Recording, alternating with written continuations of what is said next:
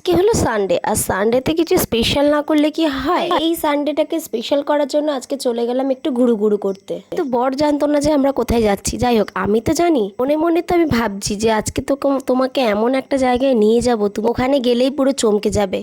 তো যাই হোক, দেখো আমি গাড়িতে উঠে গেছি, আর এই যে এটা হলো আমাদের পাড়া, সেটা তোমরা অনেকেই জানো। তো আর নতুন করে কি বলবো, দেখো আমাদের বাড়ির পাশে একটা সুন্দর মাঠ আছে যেখানে সব বাচ্চারা খেলাধুলা করছে।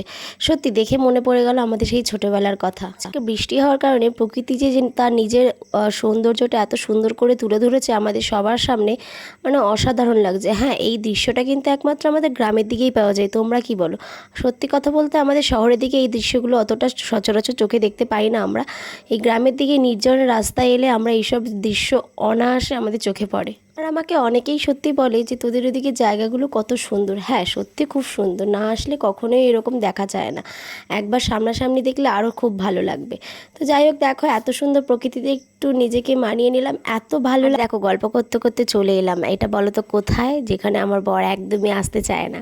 কারণ ও তো জানে গেলেই ওখানে ওর খরচা ছাড়া কোনো কিছুই হবে না। হ্যাঁ, চলে এসেছিলাম আমাদের বাড়ির পাশেই এরকম মানে রোববার দেখে একটা ছোট্ট মার্কেট বসে, সেখানে চলে এসেছিলাম। বাড়ির পাশে বলতে অনেকটাই দূরে হরিপাল, যেটা তোমরা অনেকেই জানো, আবার অনেকেই জানো না। এই সুন্দর মার্কেটে অনেক সুন্দর সুন্দর জিনিস পাওয়া যায় এবং অনেক মানে ভালো ভালো জিনিস পাওয়া যায়। তোমরা যদি চাও এখানে এসে কেনাকাটা করতে পারো। আমি সচরাচর এখানে আসি না, প্রায় মানে হয়তো দু একবার এখানে আসা হয়েছে, কিন্তু এই নিয়ে আমার এখানে 3বার যাওয়া হয়েছে। সত্যি জায়গাটা এত সুন্দর, এত ভালো ভালো কালেকশানও পাওয়া যায়। মানে তোমরা যদি কম বাজেটের মধ্যে কিছু ভালো জিনিস পেতে চাও তাহলে এখানে চলে আসতে পারো। হ্যাঁ, মনে করো না যে খুবই কম বাজেট, খুবই কম বাজেট না।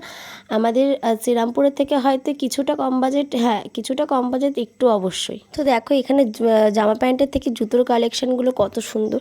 আমার তো সব কটা জুতোই পছন্দ হচ্ছিলো, মনে হচ্ছে সব কটা জুতোই নিয়ে নিই, কিন্তু এতগুলো জুতো কেনার সামর্থ্য আমার নেই। আর এতগুলো জুতো কিনেই বা আমি কী করবো, তাই না? তো তার মধ্যে থেকে এই নিজের পছন্দ মতো জুতো একটা বের করাও একটা কঠিন ব্যাপার। তো আমার মনে হচ্ছিলো যে একটা জুতো বের করা যেতেই পারে। ওই যে একটা সবুজ কালারের জুতো, এটা আমার একটু পছন্দ হয়েছিল। তো পায়ে ঢুকিয়ে দেখলাম ঠিকঠাকই লাগছিল, বাট মনে হচ্ছিলো যে এই এত সিম্পল জুতো অনেক পরেছি, একটু অন্যরকম জুতো নেওয়া যাক। তো যাই হোক, আর পছন্দ হচ্ছিল না বলে আমি আবার চলে গেছিলাম একটা অন্য জায়গায়, কিন্তু দেন আমি আবার ঘুরে এসেছিলাম। তো যাই হোক, তারপরে এবার বরকে একটা কিছু কিনে দেওয়া যাক নাকি। সবসময় কোথাও গেলে যে নিজেকেই কিনতে হবে তার কোনো মানে নেই। বরের জন্য একটা টি-শার্ট কিনে নিলাম সুন্দর দেখে, যেটা ওর খুব পছন্দ হয়েছে আর যেটা আমারও খুব পছন্দ হয়েছে, আর ওকেও সত্যি খুব ভালোও লাগছে। আর সারাদিন এত কেনাকাটা করলে কি হবে, একটু তো পেট পুজো করতে হবে, তাই না? তোমরা কি বলো? তো চলো। আর আমার রোববারের পেট পুজো মানেই বাইরে বেরোলেই একটু মোমো তো আমাকে খেতেই হবে, কারণ মোমো ছাড়া আমার রোববারটা অসম্পূর্ণ থেকে যাবে না হলে। যেহেতু একটু বাইরে বেরিয়েছি, একটু মোমো না খেলে হয়। তো একটা স্টিম মোমো নিয়ে নিয়েছি আর এক প্লেট একটা ফ্রাইড মোমো নিয়ে নিয়েছি।